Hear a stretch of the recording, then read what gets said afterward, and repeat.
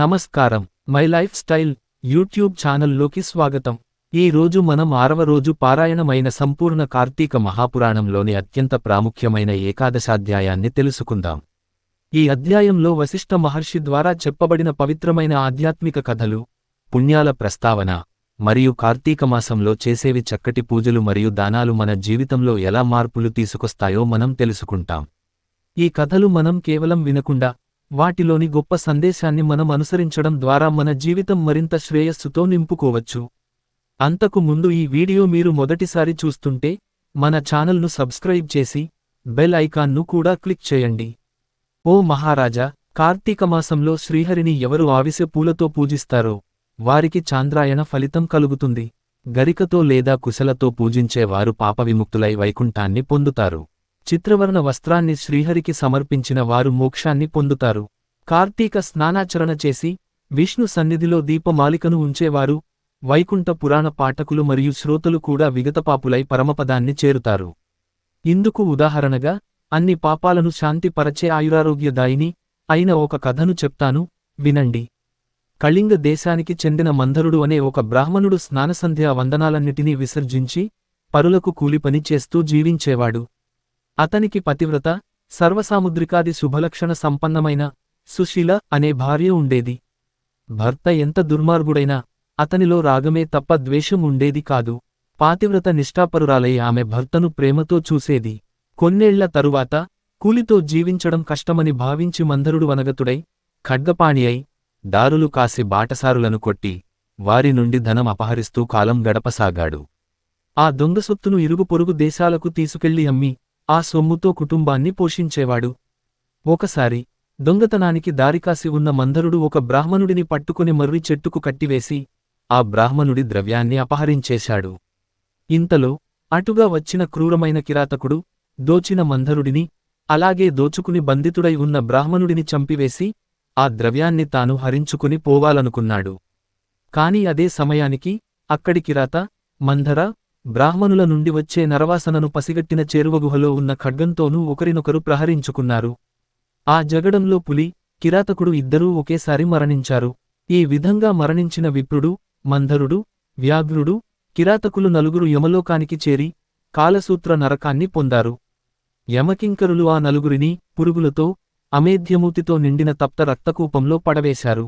ఇక భూలోకంలో భర్త మరణవార్త తెలియని మంధరుని భార్య సుశీల భర్త ధ్యానంలోనే నిత్యం కాలం గడుపుతూ ధర్మవర్తనతో, హరిభక్తితో, సజ్జన సాంగత్యంతో జీవించసాగింది. ఒకరోజు నిరంతర హరినామ సంకీర్తనలో తత్పరుడిగా, సర్వులకు భగవంతుని దర్శించేవాడిగా, నిత్యానంద నర్తనుడిగా ఉన్న ఒక యతీశ్వరుడు సుశీల ఇంటికి వచ్చాడు. ఆమె శ్రద్ధాభక్తులతో అతనికి భిక్ష ఇచ్చి, అయ్యా, నా భర్త కార్యార్థి అయి వెళ్ళిపోయాడు, ఇంట్లో లేడు, నేను ఏకాకినై ఆయన ధ్యానంలోనే కాలాన్ని గడుపుతున్నాను అని విన్నవించుకుంది. అయితే ఆ యతి, అమ్మాయి, ఆవేదన పడకు, ఇది కార్తీక పూర్ణిమ మహాపర్వదినం. ఈ రోజు సాయంత్రం నీ ఇంటి పక్కన పురాణ పఠన, శ్రవణం ఏర్పాటు చేయి. అందుకు ఒక దీపం చాలా అవసరం. దీపానికి తగినంత నూనె నా దగ్గర ఉంది. నీవు వత్తిని, ప్రమిదను సమర్పించినట్లయితే దీపాన్ని వెలిగించవచ్చు అని సలహా ఇచ్చాడు. ఆ యతిశ్రేష్ఠుని మాటలను అంగీకరించి సుశీల తక్షణమే గోమయముతో ఇల్లంతా చక్కగా అలిగి పంచరంగుల ముగ్గులను పెట్టింది. ప్రత్తిని పరిశుభ్రపరిచి 2 వత్తులను చేసి యతీశ్వరుని వద్ద నూనెతో వాటిని వెలిగించి శ్రీహరికి సమర్పించింది. ఆ యతి ఆ దీపంతో విష్ణువును పూజించి మనశ్శుద్ధి కోసం పురాణ పఠనాన్ని ఆరంభించాడు. సుశీల పరిసరాల ఇండ్లకు వెళ్లి వారందరినీ పురాణ శ్రవణానికి ఆహ్వానించింది. అందరి నడుమ తాను కూడా ఏకాగ్రచిత్తయ్య ఆ పురాణాన్ని వినింది. అనంతరం ఆమెకు శుభాశీస్సులు అందించి యతీశ్వరుడు వెళ్ళిపోయాడు. నిరంతర హరి సేవన వల్ల క్రమక్రమంగా ఆమె జ్ఞాని అయి తదుపరి కాలధర్మాన్ని అర్థం చేసుకుంది. తక్షణమే శంఖ చక్రాంకితులు, చతుర్బాహువులు, పద్మాక్షులు, పీతాంబరధరులు అయిన విష్ణుదూతలు నందనవనం, సుందరమందారాది సుమాలతోనూ రత్నమౌక్తిక ప్రవాళాదులతోనూ నిర్మించిన మాలికాంబరాభరణాలంకృతమై ఉన్న దివ్యవిమానాన్ని తెచ్చి సుశీలను అందులో అధిరోహింపచేసి వైకుంఠానికి తీసుకుపోసాగారు. విమానంలో వెళ్ళుతూ సుశీల మార్గమధ్యమంలోని నరకంలో మరి 3 జీవులతో కలిసి బాధలు పడుతూ తన భర్తను గుర్తించి విమానాన్ని ఆపి తత్కారణమేమిటో విష్ణు పారిషదులను అడిగింది. అందుకు వారు, అమ్మా, నీ భర్త అయిన మంధరుడు విప్రకుల సంజాతుడైనప్పటికీ వేదాచారాలను విసర్జించి కూలిపని చేయడం, తరువాత కొన్ని కాలాలు దొంగలుగా దుర్మార్గ ప్రవర్తన చేస్తూ నరకాన్ని అనుభవిస్తున్నాడు. అతనితో బాటే ఉన్న మరొక బ్రాహ్మణుడు, మిత్రద్రోహి. మిత్రుడు ఒకనిని చంపి అతని ధనంతో పరదేశాలకు పారిపోతూ నీ భర్త చేత బంధితుడయ్యాడు. అతగాడు చేసిన పాపాల వలన అతడు కూడా నరకంలో ఉన్నాడు. మూడవవాడు కిరాతకుడు. అతను బంధితుడైన బ్రాహ్మణుడిని, నీ భర్తను కూడా చంపి పాపం చేశాడు. కాబట్టి అతడు కూడా నరకాన్ని చేరవలసి వచ్చాడు. నాలుగవ జీవి ఒక పులి. ఆ పులి పూర్వజన్మలో ద్రావిడ బ్రాహ్మణుడై ఉండి, ద్వాదశినాడు భక్షాభక్ష్య విచక్షణారహితుడై ఆచరించిన తైలాదిక భోజనాల వలన నరకాన్ని పొందిన పులిగా పుట్టి, ఈ కిరాతకుడితో కలిసి జగడములో నరకయాత్ర చేస్తోంది. ఈ నలుగురు జీవుల నరకయాతనలకు కారణాలివే తల్లి అని వారు చెప్పారు. ఆ తర్వాత సుశీల విష్ణుదూతలను చూసి, ఏ పుణ్యమును చేసినట్లయితే వాళ్లకా నరకము తప్పుతుందో చెప్పమని కోరింది. వైష్ణవులు అన్నారు, కార్తీకమాసములో నీచేత ఆచరించబడిన పురాణ శ్రవణ ఫలితానికిగాను ధారబోయడము వలన నీ భర్త పురాణ శ్రవణార్థమై నువ్వు ఇంటింటికి వెళ్లి ప్రజలను పిలిచిన పుణ్యమును ధారబోయడము వలన మిత్రద్రోహి అయిన ఆ బ్రాహ్మణుడు ఆ పురాణ శ్రవణార్థమై నువ్వు సమర్పించిన 2 వత్తుల పుణ్యమును చెరిసగముగా ధారపోయడము వలన కిరాతక వ్యాఘ్రాలు నరకం నుండి ముక్తిని పొందుతారు అని అన్నారు. వాళ్లు చెప్పినది నిజమేనని, సుశీల ఆయా విధాలుగా తన పుణ్యాలను వారికి ధారబోయడముతో ఆ నలుగురు నరకం నుండి విముక్తులై, దివ్యవిమానారూఢులై, సుశీలను వివిధ రూపాలలో ప్రశంసిస్తూ మహాజ్ఞానుల ముక్తి పదానికై తీసుకుపోబడ్డారు. కాబట్టి ఓ జనక మహారాజా, కార్తీకమాసంలో చేసే పురాణ శ్రవణం వల్ల హరిలోకమును తప్పనిసరిగా పొందుతారని తెలుసుకో. పునః వశిష్ఠుడు జనకునికి ఇలా చెప్పసాగాడు, ఓ రాజా, కార్తీకమాసంలో వచ్చే సోమవార మహాత్మ్యమును వినివున్నావు. ఆ కార్తీక సోమవారం ఎంత ఫలాన్నిస్తుందో అంతకంటే కార్తీక శని త్రయోదశి 100 రెట్లు, కార్తీక పూర్ణిమ 1000 రెట్లు, శుక్ల పాడ్యమి 1,00,000 రెట్లు, శుక్ల ఏకాదశి 1,00,000 రెట్లు, ద్వాదశి లెక్కలేనంత అనంతమైన ఫలాలను వదనంగా ప్రసాదిస్తాయి. మోహము చేతనైనా సరే శుక్ల ఏకాదశినాడు ఉపవసించి, మరునాడు ద్వాదశి బ్రాహ్మణయుక్తులై పారాయణం చేసేవాళ్లు సాయుజ్యమోక్షాన్ని పొందుతారు. ఈ కార్తీక శుద్ధ ద్వాదశినాడు అన్నదానమును చేసిన వారికి సమస్త సంపదలు అభివృద్ధి చెందుతాయి. రాజా, సూర్యగ్రహణ సమయములో గంగా తీరములో 1,000,000 మంది బ్రాహ్మణులకు అన్నసమారాధన చేయడం వలన ఎంత పుణ్యం కలుగుతుందో, అంత పుణ్యం కూడా కేవలం కార్తీక ద్వాదశినాడు ఒక్క బ్రాహ్మణునికి అన్నమును పెట్టడము వలన కలుగుతుంది. 1000 గ్రహణ పర్వాలు, 10,000 వ్యతిపాత యోగాలు, 1,00,000 అమావాస్యా పర్వాలు ఏకమైనా కూడా ఒక్క కార్తీక ద్వాదశిలో 16వ వంతు కూడా చేయమని తెలుసుకో. మనకు ఉన్న తిథులలో పుణ్యప్రదాలైన తిథులెన్నైనా ఉండవచ్చునుగాక, కాని వాటన్నింటికంటే కూడా సాక్షాత్ విష్ణు ప్రీతికరమైన ఈ కార్తీక ద్వాదశి అత్యంత ఫలప్రదమని మర్చిపోకు.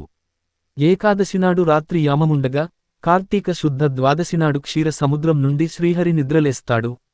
అందువలన దీనికి హరిబోధిని మరియు ద్వాదశి అనే పేరు వచ్చింది. అటువంటి ఈ హరిబోధినినాడు ఎవరైతే కనీసం ఒక్క బ్రాహ్మణునికైనా అన్నదానమును చేస్తారో, వారు ఇహములో భోగాన్ని, పరములో భోగిషయనామ సేవనాన్ని పొందుతారు. కార్తీక ద్వాదశినాడు పెరుగు, అన్నదానం చేయడం సర్వోత్కృష్టమైన దానముగా చెప్పబడుతుంది. ఎవరైతే ఈ ద్వాదశినాడు పాలిచ్చే ఆవును, వెండి డెక్కలు, బంగారు కొమ్మలతో అలంకరించి పూజించి, దూడతో సహా గోదానము చేస్తారో, వారు ఆ ఆవు శరీరంపై ఎన్ని రోమాలైతే ఉంటాయో అన్ని వేల సంవత్సరాలు స్వర్గములో నివసిస్తారు. ఈ రోజు వస్త్రదానము చేసిన వాళ్లు సంచితార్థాలన్నీ సమసిపోయి వైకుంఠాన్ని చేరుతారు. ఓ మహారాజా, ఎవరైతే కార్తీక శుద్ధ ద్వాదశినాడు సాలగ్రామాన్ని, బంగారపు తులసి వృక్షాన్ని దక్షిణా సమేతముగా దానము చేస్తారో, వారు చతుస్సాగర పర్యంతమైన సమస్త భూమండలాన్ని దానము చేసినంత పుణ్యాన్ని పొందుతారు. ఇందుకు నిదర్శనముగా ఒక గాథను చెబుతాను, విను. పూర్వంలో గోదావరి తీరములో దురాచారవంతుడు, పరమపిసినిగొట్టు అయిన ఒక వైశ్యుడు ఉండేవాడు. ఈ లుబ్ధుడు దానధర్మాలు చేయకపోవడమే కాక, తాను కూడా తినకుండా ధనాన్ని పోగు చేసేవాడు. ధనధాన్యాలనే కాదు, కనీసం ఎవరికీ మాట సాయమైనా చేసేవాడు కాదు. నిత్యము పరులను నిందిస్తూ పరద్రవ్యాసక్తుడై మసలే ఈ పిసినిగొట్టు ధనాన్ని వడ్డీలకు తిప్పుతూ, అంతకంతకు ద్రవ్యాన్ని పెంచుకోసాగాడు. ఒకానొకసారి ఈ లుబ్ధుడొక బ్రాహ్మణునికి ఇచ్చిన అప్పును రాబట్టుకోవడం కోసం అతని గ్రామానికి వెళ్లి, తానిచ్చిన బాకీని వడ్డీతో సహా ఆ క్షణమే చెల్లించవలసిందిగా పట్టుబట్టాడు. అందుకు బ్రాహ్మణుడు, రుణదాత, నేను నీ బాకీ ఎగవేసేవాడిని కాదు. ఎందుకంటే యో జీవతి రుణీనిత్యం నియమం కల్పమశ్నుతే పశ్చాత్తస్యసుతో భూత్వా తత్సర్వం ప్రతిదాస్యతి.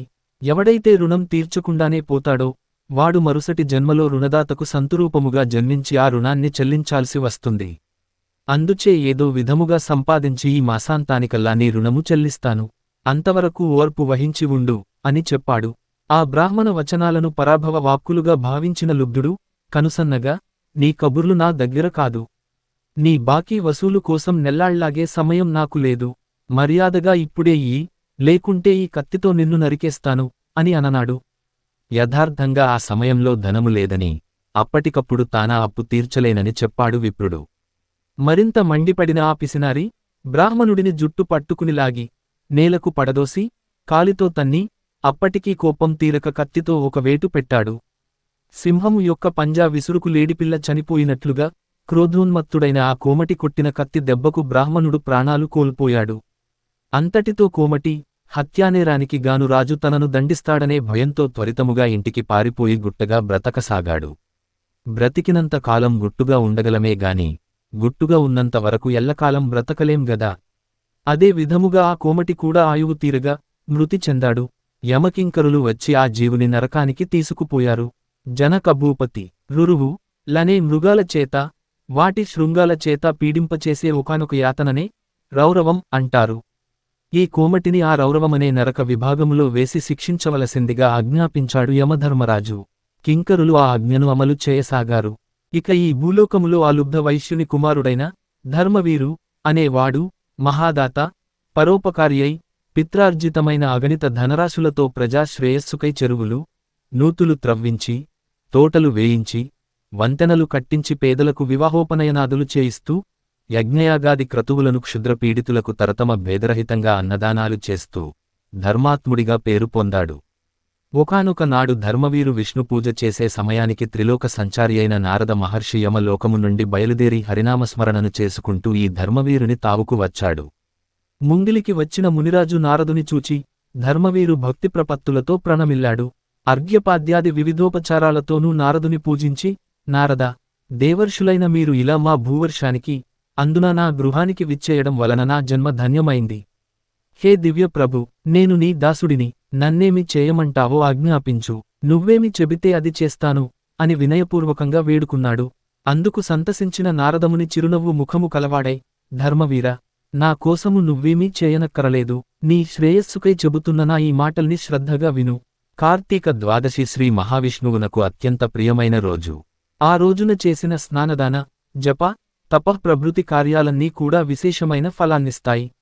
ధర్మవీర, సూర్యుడు తులారాశిలో ఉండగా కార్తీక ద్వాదశి ప్రాతఃస్నాతులై సాలగ్రామ దానమును చేసేవారు దరిద్రులుగాని ధనికులుగాని యతులుగాని వానప్రస్థులుగాని బ్రాహ్మణులుగాని క్షత్రియులుగాని వైశ్యులుగాని శూద్రులు స్త్రీలేగాని వాళ్లెవళ్లైనా సరే జన్మ జన్మాంతర కృత పాపాలను దహింపచేసుకుని వారు పవిత్రులు అవుతారు. మరో ముఖ్య విషయమును చెబుతాను విను. నీ తండ్రి మరణించి యమలోకములో పడిపోతున్నాడు. అతనికి నరకబాధ విముక్తి కలిగించడానికి నువ్వు కార్తీక ద్వాదశి సాలగ్రామ దానమును చేయి అని నారదుడు చెప్పాడు. నారదుడు చెప్పినదంతా విని నవ్వేశాడు ధర్మవీరుడు. పైపెచ్చు, నారద మునీంద్ర, నా తండ్రి పేరున గో భూ తిల సువర్ణాది దానాలు ఎన్నో చేశాను. వాటివల్ల వెలువరించబడని నరకయాతన కేవలం సాలగ్రామమనే పేరు కలిగిన రాతిని దానము చేస్తే సాధ్యమవుతుందా? అయినా ఆ సాలగ్రామమనే రాయి ఎందుకు ఉపయోగపడుతుంది? తినడానికా పనికిరాదు, అలంకారానికా నవరత్నాలలోనిది కాదు. ఏ రకంగానూ ఎవరికీ కూడా పనికిరాని దానిని నేనెందుకు దానము చేయాలి? రాతి దాతకు కీర్తి ఉండదు, ఆ దానమును పట్టిన వానికి సుఖమూ ఉండదు. కాబట్టి ఆ సాలగ్రామ దానమును నేను చెయ్యనుగాక చెయ్యను అన్నాడు. నారదుడెంత అనునయముగా చెప్పినా కూడా ధర్మవీరుడు తన మూర్ఖత్వాన్ని వదలనూ లేదు, సాలగ్రామ దానానికి అంగీకరించనూ లేదు. అంతటితో నారదుడు అంతర్ధానుడైపోయాడు. మరికొంత కాలానికి ధర్మవీరుడు మరణించాడు. గౌరవనీయులు, సర్వహితాత్ములు అయిన పెద్దల మాటలను పాటించని పాపానికి సాలగ్రామ దానము చేయకపోవడము వలన నరకగతుడై అనంతరము 3 మారులు పులిగాను, 3 సార్లు కోతిగాను, 5 సార్లు ఆబోతుగాను, 10 పర్యాయాలు స్త్రీగాను జన్మించి వైధవ్యపీడను పొందడం జరిగింది. పునః 11వ జన్మలో కూడా ఒకానొక యాచకుని పుత్రికగా జన్మించవలసి వచ్చింది. పూర్వకర్మ వలన పెండ్లి కుమారుడు అనతికాలంలోనే మరణించడంతో ఒక్కగానొక్క కూతురికి కలిగిన వైధవ్యానికి చింతించి ఆ యాచక బ్రాహ్మణుడు జ్ఞానదృష్టి చేత తన కూతురి పూర్వకర్మను గత పాపఫలాన్ని తెలుసుకున్నవాడై ఆ విషయాలన్నీ ఆమెకు సవిస్తరంగా చెప్పి కార్తీక సోమవారం నాడు వేదోక్త విధిగా జన్మజన్మార్జిత పాపనాశకమైన సాలగ్రామ దానాన్ని చేయించాడు. ఆ పుణ్యఫలావృద్ధి వలన మరణించిన పెండ్లి కొడుకు పునర్జీవితుడయ్యాడు. ఆ దంపతులు ఇహ జీవితాన్ని ధర్మకామ సౌఖ్యాలతో గడిపి కాలాంతర స్వర్గమును చేరి పుణ్యఫలానుభవవంతులయ్యారు. తదుపరి ధర్మవీరుడు 23వ జన్మగా ఒక బ్రాహ్మణుని ఇంట శిశువుగా పుట్టి పూర్వజన్మలో చేసిన మహత్వపూర్వక సాలగ్రామ దాన పుణ్య విశేషమున వలన జ్ఞాని అయి ప్రతివర్ష ప్రయుక్త కార్తీక సోమవారములో పర్వదినాలలో సాలగ్రామ దానాన్ని ఆచరిస్తూ ఆ పుణ్యఫలముల వలన మోక్షప్రాప్తుడయ్యాడు. ఇతగాడి సాలగ్రామ దాన మహాపుణ్యము వలన రౌరవ గతుడైన ఇతని తండ్రి కూడా నరకము నుండి విముక్తుడయ్యాడు. కాబట్టి జనక మహారాజా, కార్తీక మాసములో సాలగ్రామ దానము చేత విష్ణువు సంప్రీతుడై విశేష పుణ్యాన్ని కల్పిస్తాడని ధృవపరుచుకో. ఎంతటి పాపానికైనా సరే కార్తీక మాసంలో సాలగ్రామ దానమును చేయడమే సర్వోత్తమమైన ప్రాయశ్చిత్తము. ఇంతకు మించిన ప్రాయశ్చిత్తము మరొకటి లేదు అనడంలో ఏమాత్రం అతిశయోక్తి లేదు. ఈ రోజు మనం సంపూర్ణ కార్తీక మహాపురాణం లోని అత్యంత శక్తివంతమైన భాగమైన ఏకాదశాధ్యాయాన్ని తెలుసుకున్నాము. ఈ కథలు మన జీవితాలను మార్చేందుకు ఒక మార్గదర్శిగా నిలుస్తాయి. మీరు కూడా ఈ విధంగా పుణ్యమైన కార్యాలను చేస్తూ మీ జీవితంలో శాంతిని, సంతోషాన్ని పొందగలుగుతారు. ఈ వీడియో మీకు నచ్చితే దయచేసి లైక్ చేయండి. మీ అభిప్రాయాలను కామెంట్స్లో పంచుకోండి. మరియు మరింత ఆసక్తికరమైన విషయాలు తెలుసుకోవడానికి మన ఛానల్ను సబ్స్క్రైబ్ చేయండి. ధన్యవాదాలు.